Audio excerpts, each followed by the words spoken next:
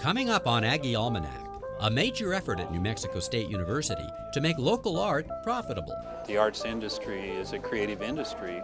It's not bringing in the revenue. And it's harder than it looks. It's hard. It's hard work. She's heavy.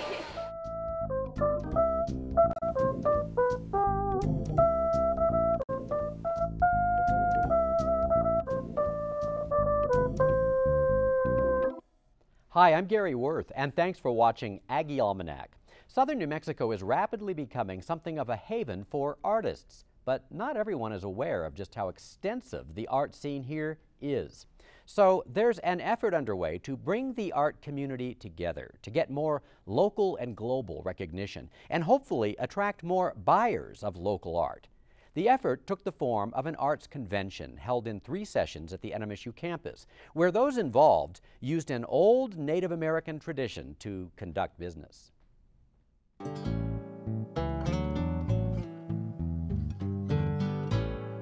We know there's lots of artists living in the Las Cruces and southern New Mexico region. We see their work everywhere. These images are from a recently produced video about regional art, produced by Ed Breeding for Enlightenment Productions. It's called Heart of the Arts, and it showcases some of the diverse artwork produced here.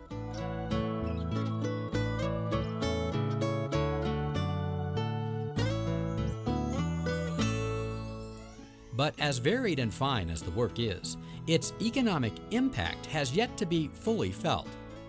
And that has a whole group of people spurred into action.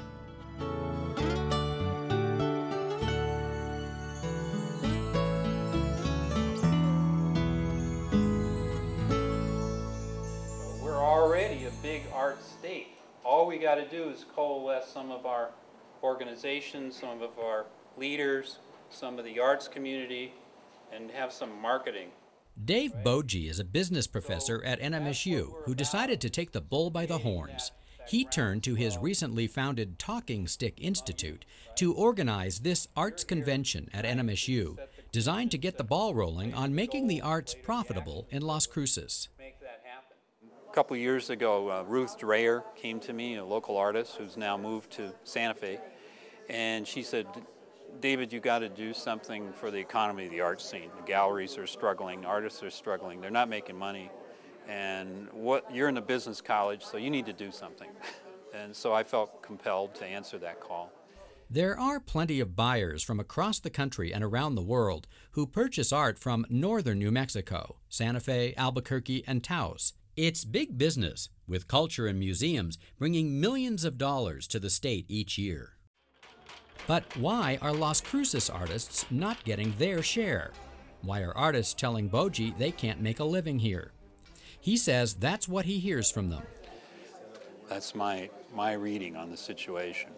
And for the level of resources we have, in terms of some 36 galleries, 7 or 8 museums, depending on how you count them, we've got some 80 service organizations spread out, a lot of them grassroots in visual, performing, and literary arts.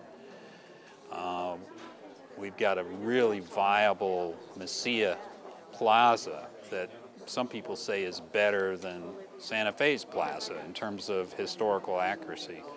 But we're not doing the job on the economy part. The arts industry is a creative industry. It's not bringing in the revenue. I mean, yes, the opera will bring in the money, the choir will bring in money, you know, different performances will bring in money, but the scene as a whole, this hasn't quite gelled yet as an identity. Boji says one reason southern New Mexico is behind the northern part of the state in making art economically viable is the difficulty in organizing the many disparate groups involved in the art scene. Did you ever try to get your dog and your cat to get along? Well, we do, and it takes a certain time period. Well, you have, and I won't say which or which, but you have some parts of the art scene that are different kinds of animals, you know, and they have different ways of behaving. So if you take a public organization that's organized like a public bureaucracy, a state organization, a city organization, a county organization, And they usually organize around professional staff, professional experts, bureaucratic procedures and rules. You go to the businesses that run galleries, and then you have a private museum, and the Gadsden Museum, I understand, is private. So you have these business activities, ventures, right, that are run for profit, that are run in support of customer bases, and everything they do is directed. The employees are subordinates, right? Now you compare those two styles, the bureaucratic style, the business style, with your enterprise that's grassroots. A grassroots organization will elect their president.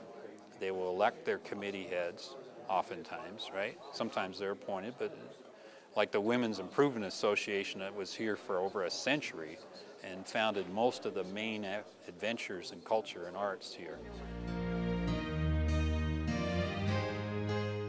Boji says the Las Cruces Women's Improvement Association, established in 1894, is something of a model that we might use as an example as we look to the future of arts in this region. There are traces of art in the area dating back to the year 100 AD in the form of indigenous pottery. But it was the Women's Improvement Association that Boji says ushered us into what he calls the Enlightenment phase of art here, which lasted for a century. It was this group that created what is known today as Pioneer Women's Park in the heart of the city. The organization also built a clubhouse next to the park in the Alameda Depot Historic District, which later served as the city's first library. And the group also fostered the arts. They had an arts department. They called it a fine arts department in some points of their history. They had a music department, and they had a literary department. And those leaders to those departments, they were elected, right, to those offices, and they didn't stay in the office forever. I looked at the minutes, I read the minutes in the special collection archives, and they're fascinating. It shows that the leadership of those departments changed every couple of years. So you never got a leader fully entrenched and just wanting to hold on to a status quo. You always had a viable innovation source where you had people competing for those offices and saying, well, we have a new agenda for literary, performing, visual arts. Well, that kind of motor it took them several decades to figure out how to function that effectively. Boji says the art scene started to fall into disarray after urban renewal in the 1960s and the loss of St. Genevieve's Church downtown. It's only relatively recently, he says, that the city moved into a political phase, with official city council backing of the arts, with the commitment of funds and hiring museum professionals. And now, he says, the area is poised to enter what he calls the premier economic phase, where the arts can flourish and actually make money. The key, he says, is getting all these various arts groups to collaborate, to come together. My name is Chris Thompson. I'm a writer. Which is what this first arts convention was all about, finding ways to bring people together, to bring in the bucks for regional artists. Boji used students in his small business consulting class to facilitate the project, and they invited a cross-section of residents who work in the arts to participate. I mean, like the thing that I put on there was the museum trail. People that, so you can easily find them. For students who were graded on their work, it was a chance to get hands-on experience in consulting for small businesses. We actually have more artists here in Santa Fe, in Las Cruces than in Santa Fe, and I thought, that's incredible. In the convention, which took place over 3 days, the group heard from 20 experts, like Lawrence Joy, who runs a marketing company in Las Cruces. The easiest way to do more business is to do more business with the people you are already doing business with. Now, the only way you can do that, you got to know who they are. And then from there, be able to communicate with them, which generates further and more future business. Arts organizations will definitely benefit from cross-promotion if they would share some of those lists with each other. So it's a matter of how do we redirect your resources back to you. Even politicians got to put in their 2 cents. So what we need to do is we need to make it an economic perspective for the legislature. We've only got limited amount of resources. So if we can put more money into arts, or tourism was discussed earlier, what's that return? And that's what the legislature's looking at with your money, is how do we get the most bang for your buck and bringing that down to Las Cruces or the area. And so certainly this type of convention brings that type of attention. That's what we need to have. We need to see that the community, the region is concerned. This arts convention was designed to demonstrate that concern, but also find ways to facilitate discussion and collaboration. A talking stick is a sacred object. It's to be treated with the utmost respect. So when you get the stick, you have the power to voice your story. Hi, my name is Yvette Hernandez. I'm going for management, human resources. It was done by forming 9 specific task forces and using the talking stick method to foster better communication. How do you guys get the word out that other artists and other museums and galleries go to these meetings? How do you get the word out? And so I wanted to have a process that would allow people to talk in an orderly manner and hopefully put aside some of their differences in a respectful way of listening, where the focus was on listening to each other. And so the talking stick is a traditional Mexican and Native American tool, and it's also an Aborigine for how to conduct an orderly council meeting. And so instead of a free-for-all, we had a kind of round-robin session, the students taking notes and listening to ideas and saying, what ideas, what's the story here? What is the story in the performing arts, visual arts, literary arts sector? What can we do about that story? So, We have 2 wood carving instructors, actually 3. The groups used the technique over the 3 days of the convention to introduce themselves and come up with missions, and then 3 specific goals they would focus on to help make the arts profitable. The ideas were written on cards that were passed around the circle for each participant to expound upon. And finally, the cards were tossed in the middle of the circle, where the ideas were prioritized. The students then analyzed the stories, the narratives that came out of these discussions within the circle, and created a diagnosis as exactly what is the problem that's occurring within the art scene. And then from there, they targeted who they're going to work with actually within their communities to actually come up with some sort of solution. One idea that grew out of the process, a very successful downtown holiday event. Our task force was more involved in trying to bring economics into the art scene. Rosia Gamboa was one of the students on the Economics and Government Task Force that worked with the Las Cruces Downtown Partnership to create the holiday event, which included a callejonada, a traditional Mexican rambling street party with strolling mariachis and folklorico dancers. We got our PSA out, the press release. We got involved with the Las Cruces Sun News to, get several articles out. And basically we worked as a team where we did the outline of how it was gonna start from the top to the bottom. Basically we outlined in mid and anything that we needed to get together. We did invitation for all the city government, like the mayor and the city councils and anybody in the downtown. We also invited all the businesses in the downtown area. We did a flyer that we let all of them. There was actually 7 businesses in the downtown actually sponsored for this event, and that also brought a lot of, because the economy into the downtown area, because what they did at these businesses is that they sponsored 15 minutes of music in front of their business. So they invited their customers to come and see and hear live music in front of their business. Did the event have an economic impact?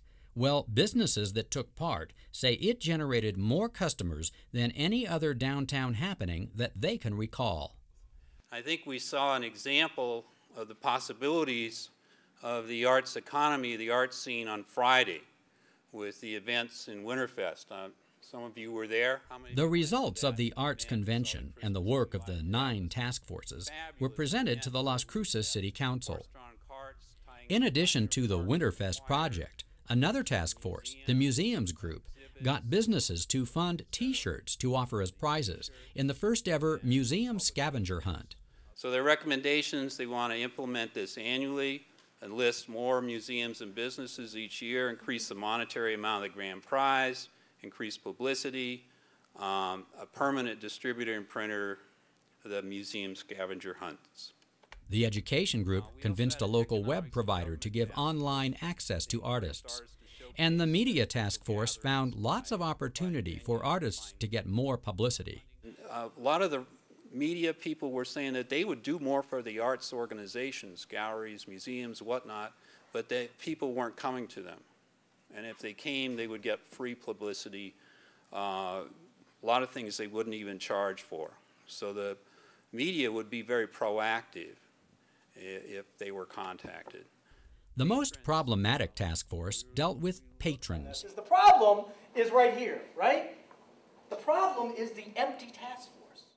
During the convention, none even showed up. And Boji told city councilors that what the task force learned from the patrons, people who actually buy the art, was that the Las Cruces art scene is too disorganized. Patrons view Las Cruces and Mesilla Valley arts as kind of disorganized chaos, as one quote, and would rather spend their money in a place where they can focus on the art. So they'll head for Silver City, El Paso, Taos, Santa Fe, etc., Tucson. But they said that many of them that we interviewed said that they weren't that satisfied with the arts cooperation here. What the students recommended and what the patrons basically said is, just a more of a coordinated system of communicating the fact that there is art available here. Amongst the artists, there's apparently a perception that there's hobby artists and there's professional artists, and just kind of bring more of a cooperation amongst those two. So every idea should have a number, right, that relates to your numbers on your cards. So if there was one overall conclusion of this 4-month effort, it's the need for more cooperation in the arts, building upon the city's Doña Ana Arts Council, and organizing a partnership between the city, Mesilla, the county, and New Mexico State University to create a regional arts destination in southern New Mexico. You know, if you look at up north, we don't want to become like them, right? But we would like to become more economically viable. You see that they have maps that show in relation to Taos, Santa Fe, Albuquerque, and other art centers together, you know. Well, it took them many more years to do that than we've been around, but we can have that kind of collaboration between chambers of commerce, universities, city government, town government, county government. And that coordination needs to emphasize the unique nature of the art in this region. Las Cruces has its own unique style of art, and that art isn't really expressed. It doesn't seem to be, known, as I understood it. Again, this is based off the reports that Las Cruces art, there's a style of it that exists, and it's really just not getting out there that people see Las Cruces as this style of art. Because you have Santa Fe and Albuquerque and a lot of those style of arts that are considered New Mexican art, Southwestern art, which are primarily a lot of the Native American, Southwest Native American styles. And that doesn't really make it down in this area. The art that comes from here primarily is a lot of Hispanic influence, and a lot of more of the natural scenery is included in the art here. And that's not really getting promoted out to the rest of the state.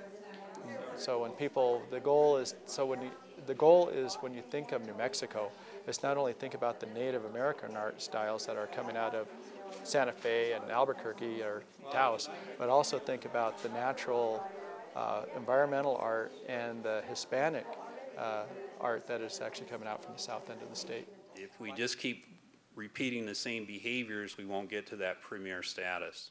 The results of this project offered a lot of food for thought for the City Council, which is already doing a lot to support the local arts. And we want you to share some stories, share some visions of what the future is possible in the Las Cruces and Mesilla Valley art scene.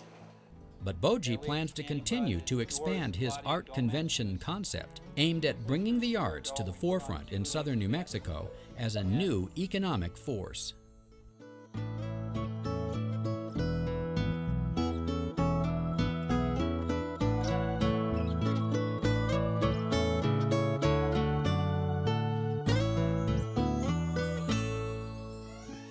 Now, exactly how many artists are there in Las Cruces? Well, that's a good question. Boji says they number about 250, definitely making Las Cruces an art center. We'll be right back. Our main goal is to teach you how to try to handle these sheep as carefully as you can, both for the safety of the sheep and the safety of you. Welcome back. Want to become a sheep shearer? Well, you might not think there's much call for that these days, but you'd be wrong. While New Mexico's wool industry is indeed in decline, there's a growing number of smaller herds in the state, which is why NMSU is training sheep shearers to keep up with the new trend.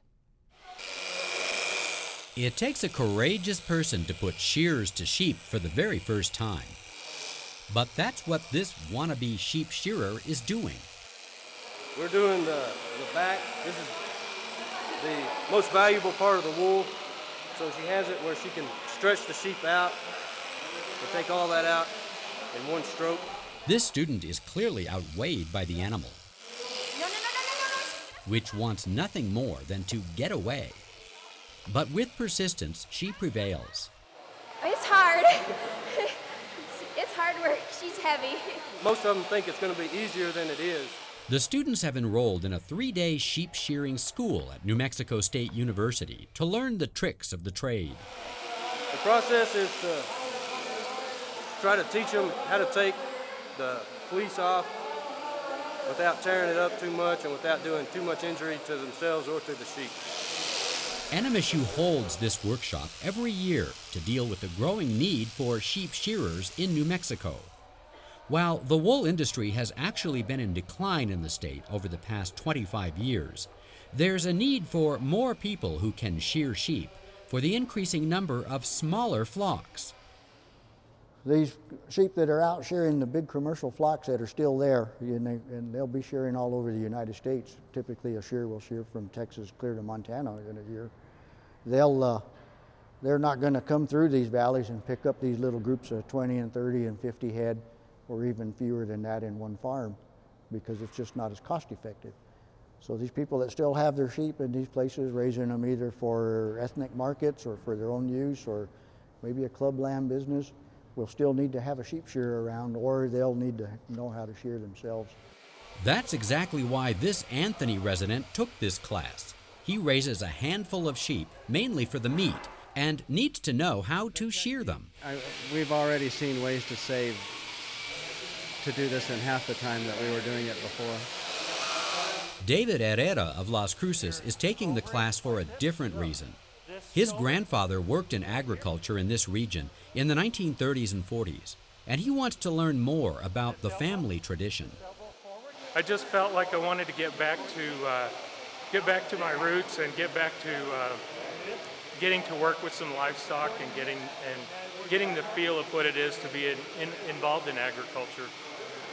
With these tough economic times, I'm thinking that maybe that might not be a new start. You know, it may be a way to develop into a new business. The students are learning from a master.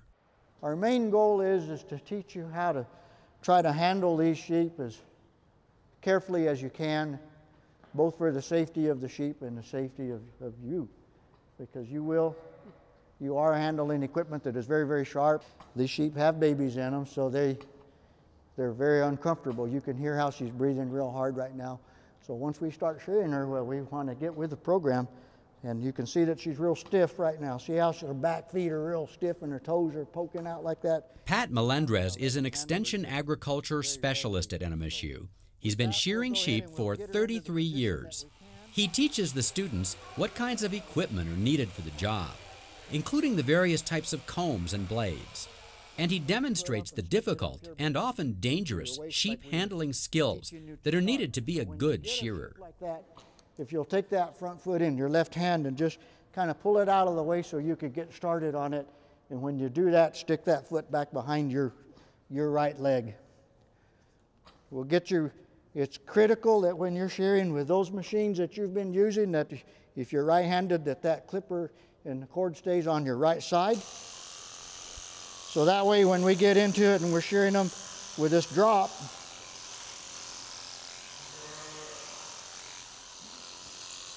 we'll go out the top of the leg, turn around, come back in. Clean into that crutch. I'll have to sit her up a little higher. One stroke out the top of the leg, now we're going to come into that flank. Now, we'll go ahead and run down. Make sure you keep the points of your comb down on your sheep.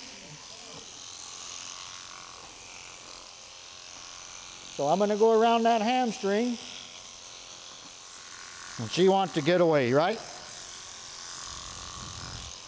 So I'm holding her with my elbow, holding her on my knee. We get into the long blows on her.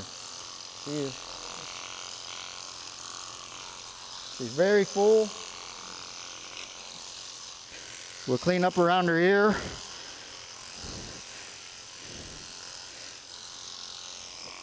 Gonna roll her on up.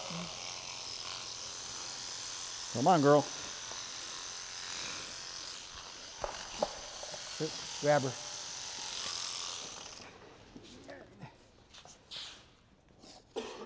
Now, what was I saying about losing them sometimes? So we'll have her here where we're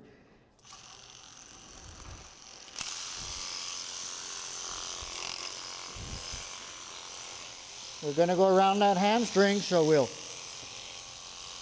point those teeth down. Pick up my wool here.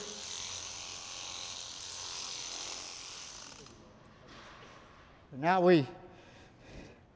we've got her successfully sheared to about a 50% degree of success anyway.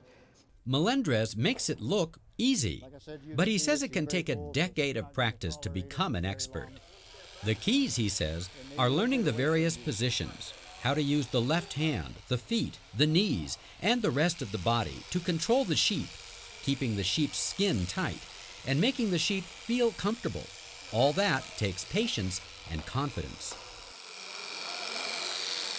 Now, most of the students participating in this workshop plan to do their own shearing, but some could end up hiring out their newly learned skills. There are only about 50 sheep shearers in New Mexico, serving 125,000 head of sheep each year. The wool they produce is worth about $1 million a year.